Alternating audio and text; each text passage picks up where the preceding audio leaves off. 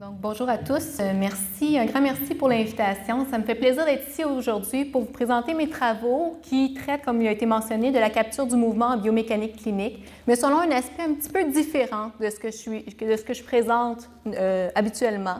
Donc, en faisant valoir l'importance de l'interdisciplinarité à l'intérieur de mes travaux. Donc, sans attendre, je vais y aller et commencer en vous présentant quelques concepts sous-jacents qui sont très importants à mes travaux, soit la mobilité et l'importance de son évaluation. Donc, bien simplement, on peut définir la mobilité comme étant notre capacité à se mouvoir dans l'espace. Au Québec, c'est 13 % de la population qui rapporte avoir une incapacité liée à la mobilité, 15 % à l'agilité, et ce sont des proportions qui grimpent à près du tiers de la population chez les 65 ans et plus. Ces chiffres démontrent l'importance de s'y attarder pour mieux comprendre les incapacités et afin de mieux cibler les interventions qui sont appropriées. Quand on pense à regarder les incapacités, on peut les analyser selon le modèle de la classification internationale du fonctionnement du handicap et de la santé, où on retrouve au centre les limitations qui sont associées avec les activités directement.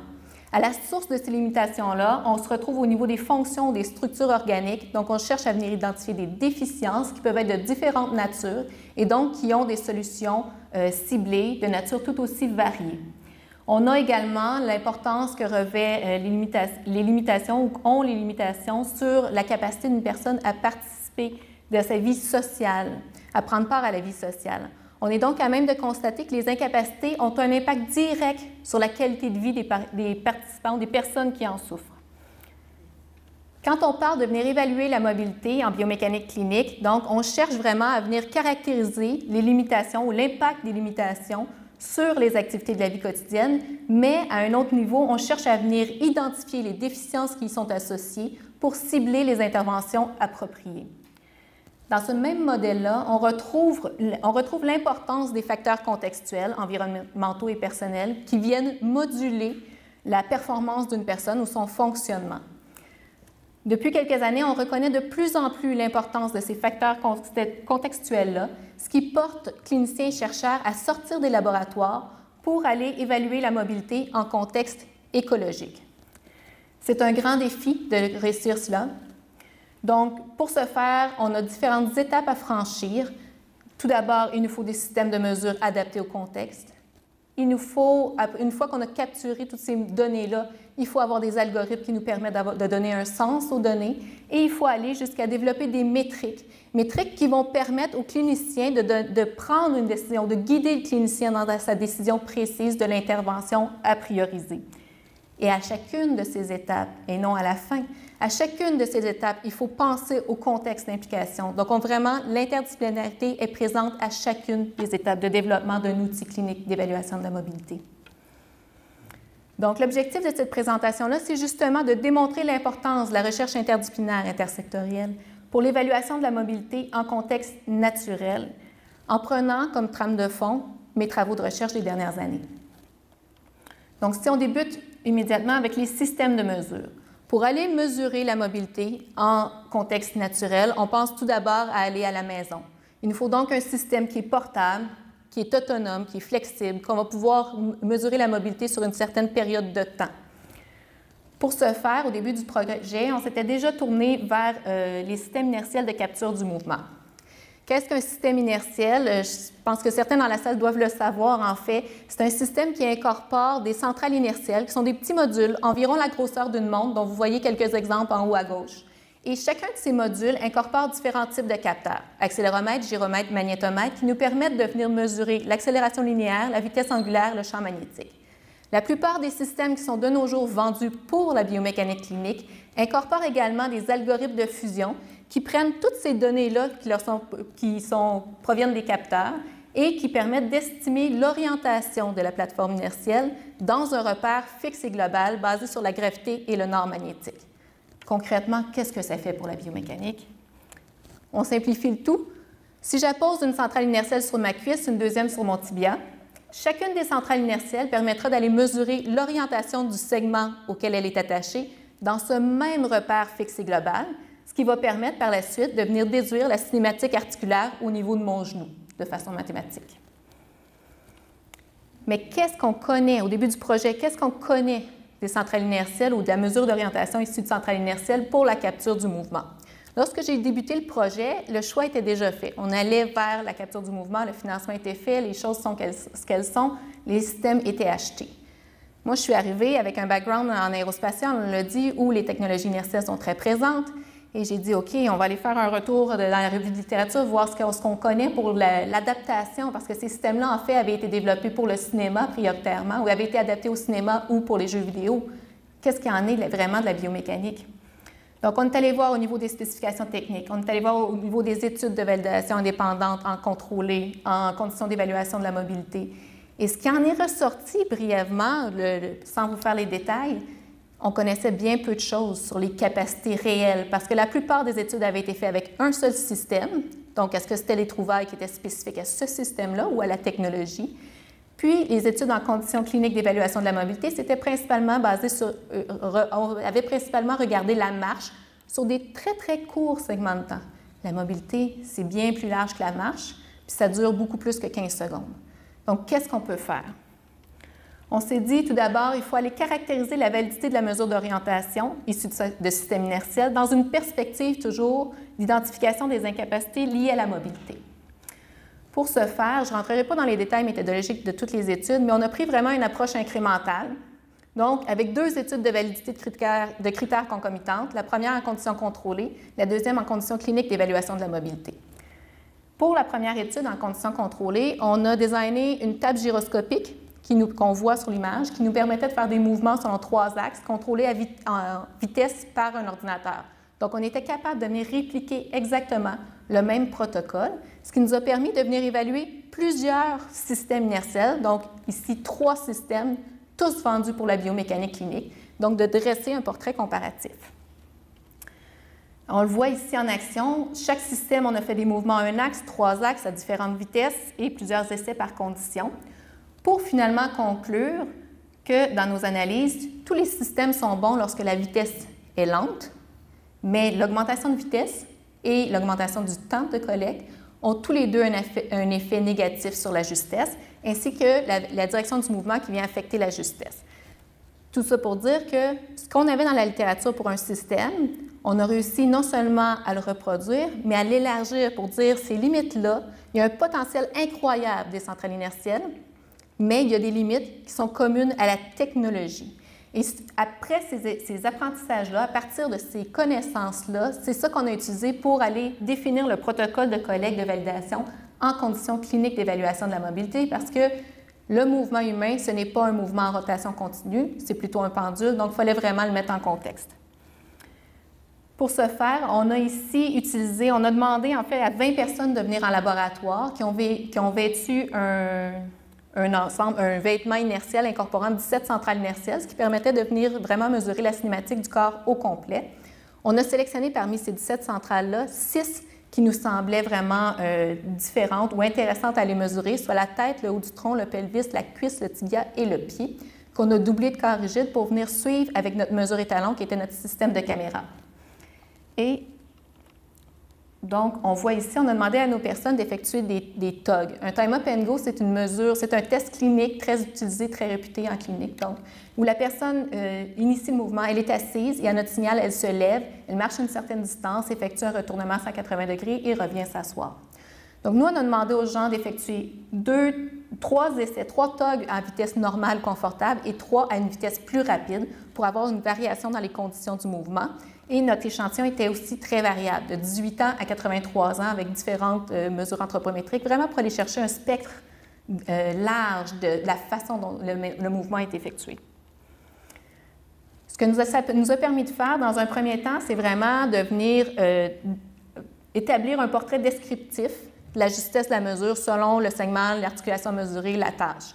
Ça a vraiment une plus-value au niveau plus utilisation clinique. Mais on s'est aussi posé une autre question. D'un point de vue design, d'un point de vue ingénierie, en fait, qu'est-ce qui change dans ces conditions-là? Bien, c'est les conditions du mouvement. Ça veut donc dire que mon système, potentiellement, a été optimisé pour certaines conditions spécifiques, ce qui fait du sens si on connaît les algorithmes, mais quand même. Donc, on est venu réanalyser nos données pour vraiment venir cibler ces plages-là. Et ce qu'on s'est dit, c'est, OK, notre système est bon 90 % du temps, 10 du temps, c'est un peu problématique. Qu'est-ce qu'on fait? Est-ce qu'on le met au rencard pour autant? C'est un système qui nous permet d'aller mesurer le mouvement dans des contextes qui étaient jusque-là inaccessibles. Donc, on n'est pas prêt à mettre ça au rencard, mais c'est pas encore, pour l'utilisateur, c'est pas idéal. Si on prend une donnée qui n'est pas bonne, on pourrait avoir une mauvaise conclusion. Donc, nous, on a pris ces contextes-là et on s'est dit, à défaut d'avoir une mesure optimale en tout temps, est-ce qu'on ne pourrait pas fournir une rétroaction autonome sur la qualité de la mesure d'orientation issue des centrales inertielles, de façon à laisser à l'utilisateur le choix, qu'est-ce qu'il utilise comme mesure selon le besoin? Est-ce que j'essaie d'aller grossièrement mesurer le mouvement ou j'essaie d'aller mesurer pour savoir quelle intervention chirurgicale je dois appliquer? Donc, le besoin de précision n'est pas le même dans les deux cas. Pour ce faire, on s'est tourné vers des techniques d'intelligence artificielle, plus précisément vers un réseau de neurones artificiels qui nous permet de venir classifier des données selon des critères établis. Et ces critères-là, justement, on a utilisé, oui, ce qu'on retrouvait dans la littérature, mais principalement les conclusions de nos études de validation qui avaient été faites dans les deux contextes. Donc, on a repris rapidement nos données qui avaient été faites en conditions cliniques d'évaluation de la mobilité, qu'on a segmentées. Ça nous faisait un total de 4320 séquences de données quand même. La moitié ont été utilisées pour entraîner notre réseau de neurones, l'autre moitié pour le valider. Et ce qu'on a vu, c'est qu'une telle approche de contrôle automatisé de la qualité de la mesure nous permet quand même d'avoir une sensibilité, une spécificité, donc une capacité à déceler les bons et les mauvais essais autour de 85 %, ce qui est quand même très intéressant.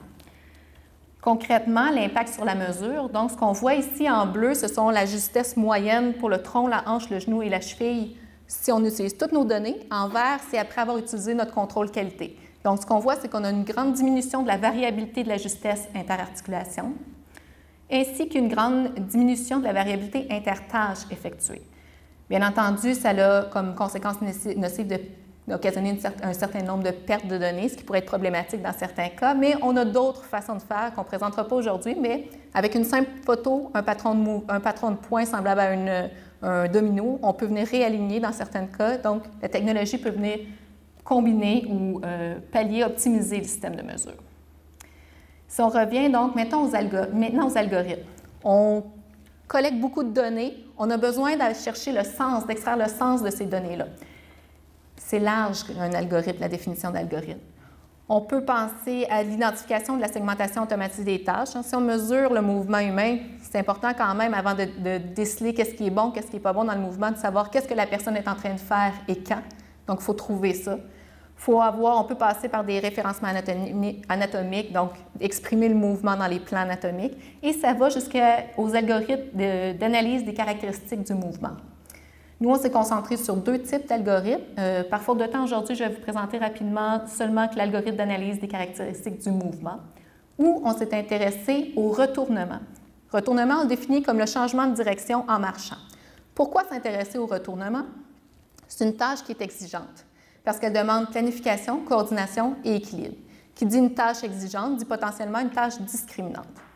C'est aussi une tâche qu'on effectue vraiment souvent dans la vie de tous les jours. Vous avez juste à vous rapporter à votre routine matinale pour réaliser le nombre de fois où on effectue des retournements dans la vie de tous les jours. Et c'est une tâche qui, malheureusement, a souvent des impacts négatifs tels que les chutes. Donc, on est allé dans la littérature voir ce qui avait été fait au niveau de la caractérisation de la qualité d'un retournement et on n'est pas allé seulement avec les systèmes inertiels, on a regardé ce qui avait été fait avec tout système confondu. Et on a trouvé plusieurs études, dont une revue systématique qui proposait de caractériser ou de classifier ces paramètres-là en paramètres liés aux déficits axiaux, définis comme étant un mouvement, un problème au niveau de l'axe de rotation, et les paramètres associés au déficit perpendiculaire, un mouvement sous-optimal des membres pendant le retournement. Ce que les auteurs avancent, c'est que les déficits axiaux arriveraient potentiellement plus tôt dans le développement d'une incapacité, entraînant l'adoption de stratégies de compensation qui, elles, auraient potentiellement un impact au niveau des déficits perpendiculaires. Donc, se concentrer sur les déficits axiaux, ça nous permettrait peut-être de venir détecter plus tôt une incapacité. On a donc axé sur ce niveau-là et plus précisément sur la séquence crânio-caudale. En laboratoire, avec des caméras, il avait été très bien documenté qu'une personne saine, lorsqu'on fait un retournement, le retournement est initié par la tête, suivi du tronc, puis du pelvis, jusqu'à un réalignement complet vers la nouvelle direction à poursuivre. Cette séquence-là, par contre, elle est altérée chez les gens atteints de Parkinson, même en tout début de maladie, où on a de la misère à voir des signes moteurs, et chez les chuteurs et chez d'autres gens avec d'autres pathologies.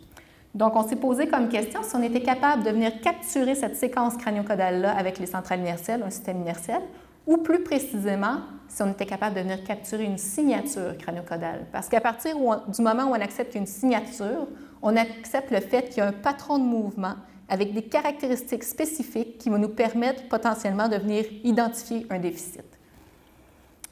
Donc, on a pris une approche de modélisation pour simplifier l'analyse d'un modèle complexe. Puis, je vais passer très rapidement, là, mais notre modèle qu'on a utilisé est basé sur la théorie de la cinématique, qui dit que le mouvement, en fait, c'est une réponse cumulative de plusieurs sous-systèmes. Et comme le mouvement est planifié et contrôlé au niveau du système nerveux central, la caractérisation du mouvement, en fait, nous donnerait une fenêtre ouverte sur le système neuromusculaire. Plus précisément, on s'est intéressé au modèle sigma-log normal de Dr. Plamondon, donc à la Polytechnique, qui dit que la réponse impulsionnelle suivrait une cloche asymétrique et il y a une équation mathématique qui serait liée avec cette cloche-là, qui est liée avec des paramètres vraiment physiques du mouvement. Donc, nous, on a établi ce modèle-là, on a regardé ça pour les 2 phases du retournement et on a voulu venir développer un algorithme qui permettait de venir identifier cette signature-là, donc en regardant l'angle de la tête par rapport au tronc et la vitesse angulaire relative de la tête par rapport au tronc. On avait donc des paramètres qui étaient issus de notre analyse et on est venu pousser plus loin, donc 3 de ces paramètres-là, où on est venu tester chez 15 personnes âgées en laboratoire, à qui on a demandé encore une fois d'effectuer le TOG, mais on est venu analyser seulement leur retournement, d'effectuer 2 TOG à une vitesse confortable et 2 à une vitesse plus rapide, pour voir, premièrement, est-ce qu'on est capable de venir capturer cette signature-là? Est-ce qu'on a une robustesse au changement de vitesse, donc une constance selon la vitesse à laquelle la personne effectue son retournement? Et est-ce qu'on a une certaine fidélité, donc une capacité à mesurer la même chose pour une même personne? Ce qu'on voit ici, c'est les 2 courbes associées avec une personne. À gauche, c'est l'angle tête-tronc, on voit qu'il y a vraiment un maximum qui est atteint comme on s'attendait, et la fameuse signature à droite en bleu qui a été mesurée à partir de la vitesse angulaire de la tête par rapport au tronc. En rouge, pointillé rouge, à droite, ce que vous voyez en fait, c'est le modèle mathématique et comment on peut bien le fitter avec ce qu'on a mesuré, ce qui était très encourageant quand on a vu ça. Mais il faut aller une étape plus loin, il faut voir nos paramètres comme tels qu'on a choisis pour décrire. Donc, ce qu'on a regardé, c'est est-ce que pour une même personne, on a le même paramètre, peu importe la vitesse de rotation? Et oui, les changements étaient non significatifs, donc on a une robustesse au changement de vitesse. Et on a quand même une fidélité des paramètres qui est intéressante, de modérée à bonne, parce qu'il faut quand même considérer qu'on a un échantillon qui est assez homogène dans ce cas-ci. Mais il faut faire l'étape pour aller vers les métriques. C'est quoi la différence, en fait, entre un paramètre et une métrique? Un paramètre, c'est une mesure pour nous, en tout cas, je le définis comme étant un paramètre spécifique issu d'algorithmes, alors que la métrique va un pas plus loin, permettant de situer cette mesure-là par rapport à des valeurs normatives pour guider l'intervenant vers une décision clinique. Donc, au niveau de la validation, on a vraiment une étape de plus à faire pour s'y rendre. Et nous, on a essayé de faire une petite portion de ce pas-là avec une validation exploratoire de l'algorithme de signature crânio-caudale au niveau des patients atteints de Parkinson. Donc, à notre échantillon initial, on a ajouté 14 patients atteints de Parkinson en tout début de maladie, à qui on a demandé encore une fois d'effectuer des TOG en laboratoire. Et cette fois-ci, on leur a demandé d'en faire sans médication et avec médication, pour voir d'une part si on était capable d'avoir une validité de critères divergente, ainsi qu'une sensibilité au changement du taux de médication. Ce que vous voyez ici, c'est encore les paramètres de signature. À gauche, pour une personne saine, au centre, pour une personne atteinte de Parkinson sous médication, et à droite, le même patient atteint de Parkinson sans médication. On voit que les tendances sont similaires, mais avec des caractéristiques différentes. Donc, notre hypothèse de patron de mouvement ou de signature, elle semble tenir la route. Mais si on va analyser vraiment avec nos paramètres, ce qu'il en est-ce qu'on est capable de venir discriminer les patients atteints de Parkinson des participants sains? Eh bien oui, on a été capable avec nos 3 paramètres proposés. Est-ce qu'on est capable maintenant de voir une sensibilité au changement? Ce qu'on voit ici, chacun des graphiques, encore une fois, c'est chacun des paramètres, donc l'angle maximal tête-tronc et Les D1, D2, en fait, c'est l'amplitude des commandes qui sont envoyées au système neuromusculaire, qui sont déduites à partir du modèle. Et sur chacun des graphiques, donc en abscisse, on voit la valeur pour chaque personne sans médication et avec médication sur leurs données. Donc, chaque point, c'est une personne. L'axe vert, c'est l'axe unitaire, donc sans changement. Et ce qu'on voit, c'est que oui, il y a un changement pour chacun des paramètres et il est statistiquement significatif. C'est la première fois qu'on avait des paramètres qui semblaient sensibles au changement de médication avec des centrales inertielles dans ce cas-ci. Donc, tout ça pour dire que, à travers ces étapes-là, ce que j'ai voulu démontrer, c'est vraiment l'importance de considérer l'interdisciplinarité à travers chacune des étapes de développement et non en séquence, en fait. Bien évidemment, ça vient associé avec certains défis. On en a parlé depuis ce matin, des défis de vocabulaire. On parlait de court terme. Moi, mon exemple typique, c'est plutôt un outil de mesure valide, qui n'a pas du tout la même connotation pour un ingénieur que pour un clinicien. Quand on est imbriqué comme ça, quand nos deux sources se nourrissent l'une l'autre, l'ingénierie et la santé, c'est difficile de savoir les rôles et les connaissances. Où est-ce que le rôle de l'ingénieur commence, où est-ce que celui du clinicien ou du chercheur en santé commence. Et ça vient à me dire finalement que l'interdisciplinarité, pour moi, c'est plus qu'un arrimage de connaissances ou d'expertise, c'est vraiment un arrimage de culture. Et c'est bien beau tout ça, donc je vais juste conclure là-dessus. Pour quelqu'un comme moi, je pense que la nature interdisciplinaire de ces travaux-là, c'est ce qui fait leur intérêt, c'est ce qui nourrit ma passion. Mais malgré les initiatives des projets interdisciplinaires en recherche que je salue, il demeure pas le moins que pour quelqu'un qui fait un choix de faire un parcours comme ça en recherche et d'aller se former en recherche interdisciplinaire, on fait aussi le choix de se poser dans une position très précaire. Parce que constamment, en tant que nouveau ou chercheur, j'essaie de me positionner comme nouveau chercheur, je suis en début de carrière, je me fais constamment dire que je suis trop génie pour la santé et trop santé pour le génie. Donc, il faut vraiment adresser ça. Puis pour l'instant, on me demande en fait de faire le chemin inverse et d'adopter une attitude caméléon. On a parlé des défis au niveau des universités. Bien, il faut que je réussisse à me camper soit en génie, soit en santé. Donc, je fais le chemin inverse de ce que je viens de faire dans les 5 dernières années. Mais pour moi, ça ne change pas que je demeure convaincue, je continue à pousser, à promouvoir le fait que, pour moi, la recherche translationnelle pour l'évaluation de la mobilité, c'est non seulement une façon de faire vivre l'intersectorialité, mais c'est une façon de maximiser les retombées. Merci.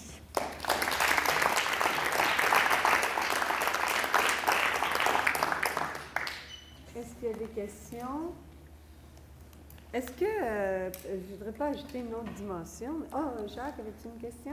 Oui. Une question, un commentaire. Je disais le chercheur, moi je suis pas mal plus vieux chercheur. Oui. Malheureusement, le constat que vous faites à la fin est encore vrai aujourd'hui en 2018. On doit constamment définir santé ou génie ou santé, mais le « et », trait d'union tellement important, n'est pas encore compris. J'espère qu'une journée comme aujourd'hui, puis des projets comme Audace vont permettre à nos sociétés d'évoluer dans ce sens-là.